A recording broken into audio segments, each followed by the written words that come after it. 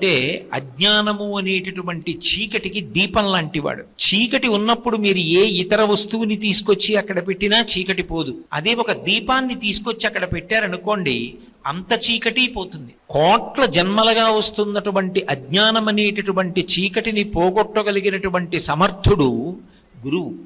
ఆ బ్రహ్మమును అనుభవించి ఉన్న కారణం చేత ఎప్పుడూ ఆనంద పారవస్యంలో ఉంటాడు. బాహ్యంలో కష్టం ఉందా, సుఖం ఉందా, దానితో ఆయనకి సంబంధం ఉండదు. పటికి బెల్లం తినేసినవాడు ఆ పటికి బెల్లం యొక్క తీపి నోటికి పట్టినట్టుగా నిరంతరము అంతటా బ్రహ్మాన్ని చూస్తూ ఆ బ్రహ్మమును అనుభవించిన కారణం చేత బాహ్యంలో ఉండేటటువంటి కష్టములతో కానీ శరీర సంబంధమైన కష్టంతో కానీ తాదాత్మ్యత పొందడు. ఇది జ్ఞాని యొక్క లక్షణం, గురువు యొక్క లక్షణం. భగవాన్ రమణులకు సర్కోమా వ్యాధి వచ్చింది. సర్కోమా వ్యాధి వచ్చినప్పుడు గురువు గారికి నిప్పెట్లేదా?